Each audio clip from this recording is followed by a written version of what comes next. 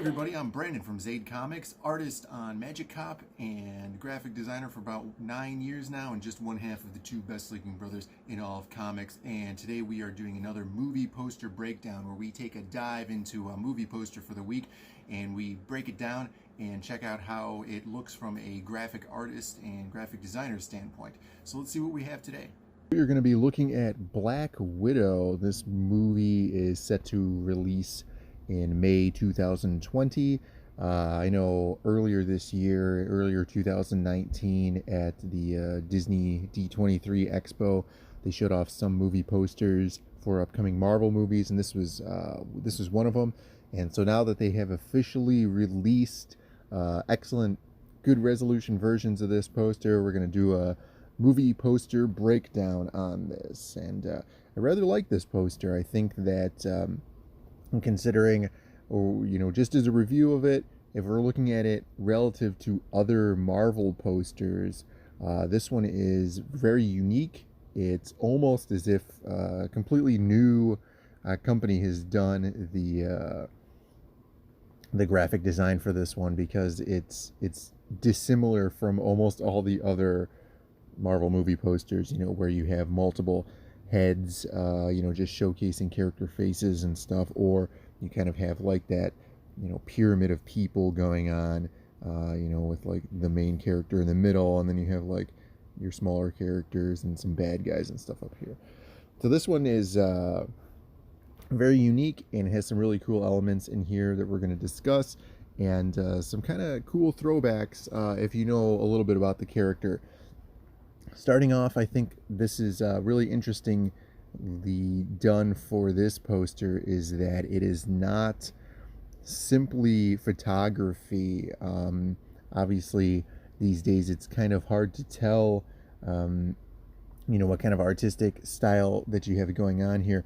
But you could see that it's not simply photography, whether it be stylized 3D animation or something like that. It gives a sense of like those older poppy or like pop culture painted noir covers for certain things. You can see here in her face, it's very stylized. We have a lot of like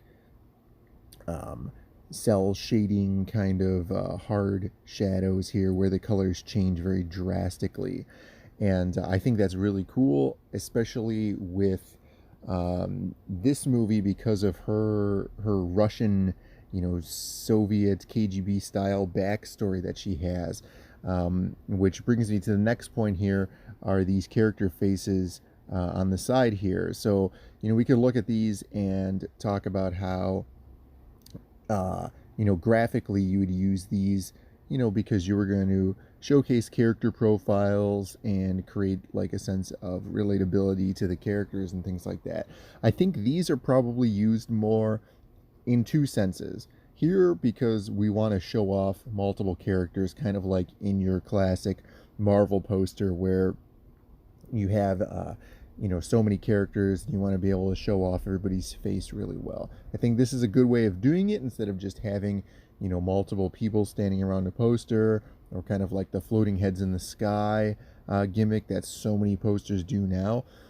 This one, however, because of the way these characters are arranged here, it's kind of reminiscent of old Cold War era propaganda posters, where you would have like your line of silhouettes kind of facing off against, your enemy or whatever.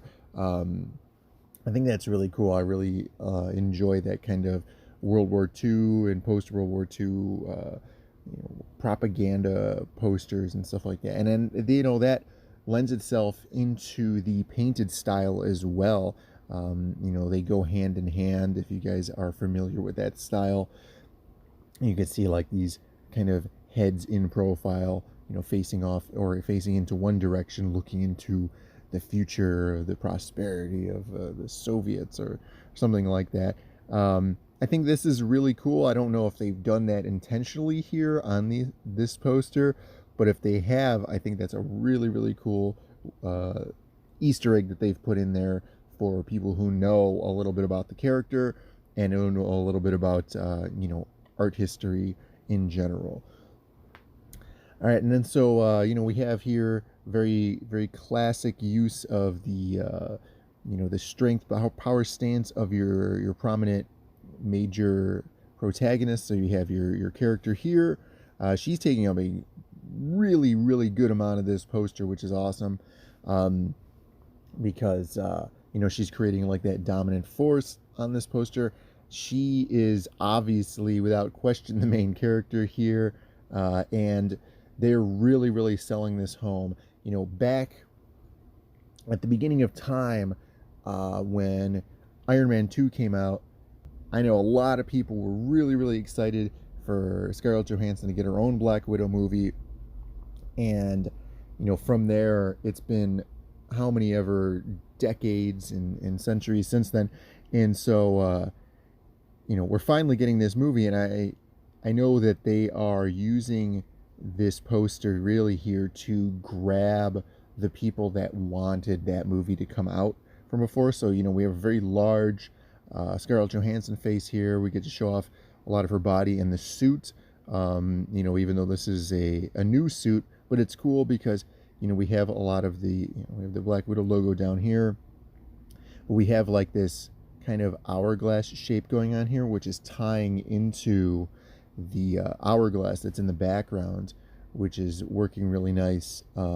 Although if we look here, the kind of drawing point into this poster is really here at the bust line, which but so it's kind of an interesting thing to do on a poster here. But I think it's unintentional, because it kind of has to be done like that. If you're going to do the hourglass in the background, you're really kind of limited to bringing the focal into the center. If they would have brought it up, then they would have put too much of the bottom of the hourglass. It would have been like this. We would have been missing a lot of this face room that we have here. So that's what they have, but I'm not going to complain about it. So you have the title down here. Title, let's take a look at this a little bit. It's very clean. It's very militaristic. We have the hourglass on here again, even though it's kind of hard to see. It's just a little bit battle worn. Very simple title. We're really looking for recognizability and ease of processing for the audience, to know what they're looking at if they're going to look at it like a movie marquee or something like that. And then we have the date down here. Pretty simple, Marvel Studios. We have your villain up here, which I can only assume is your villain because he looks a little menacing. It's probably like Taskmaster or something. Interesting. He's offset where we have like our center line here. Instead of having like his face here going down the middle, they've offset him off to the side, which is a really interesting thing here. I wonder if they did that just for the sake of being different. It's not really harming the poster. Honestly, the only reason I could see them doing this is because there's a lot more weight on this side of the poster than there is on this side. See how much shorter this woman's face is than this man over here with his beard.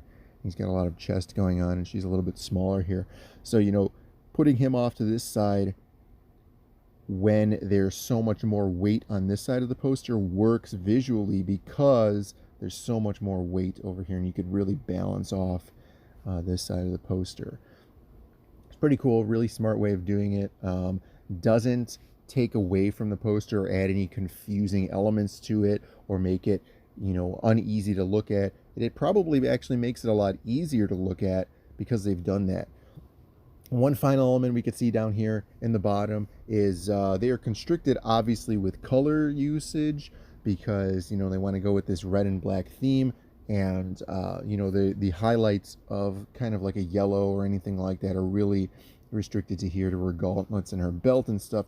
But down here we have the classic disorder and chaos, which is so I do a lot of action movie and poster reviews and stuff like that, or poster breakdowns. And so we can see down here we have some explosions and some dust and stuff happening in the background out here, really signifying that there's action and some stuff going on in this movie.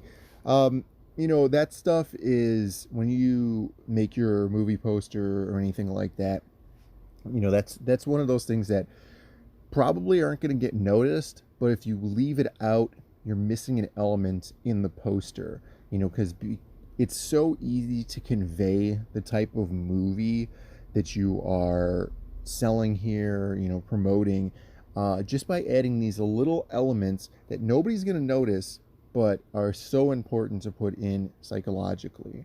And, you know, just putting in like this little dusty explosion area down here really adds to the overall feel of the poster, whether subconsciously or if somebody's going to notice something like that. So I rather like this poster. I think it's really cool. I'm really glad that they went along with the painted style, stylistically, instead of just like the photographs. I think that's a really cool throwback. I think that the you know, the Soviet propaganda style faces on the side are a really cool throwback. I Obviously, Zaid Comics, you know, our logo, we're huge fans of the hourglass. This works really, really well. I love the coloring. And then the off balance nature of the villain up at the top, very, very good. So yeah, overall, this poster is really cool. I can't wait to see the rest of them. You know, there's going to be several more that come out of the Marvel Studios promotionary campaign for this thing. So we'll see how those look, and maybe we'll do another movie poster breakdown of those in the future. So let me know in the comments if you enjoy this poster or if there's anything that you would change on here. So yeah, let me know, and make sure you guys go to zaidcomics.com and you guys can check out the graphic novel that we're putting out on Indiegogo. And if you guys want to help out the channel and get some nice art in your email box, make sure you guys go to patreon.com/zaidninja and become a patron of mine. And we'll see you guys next time.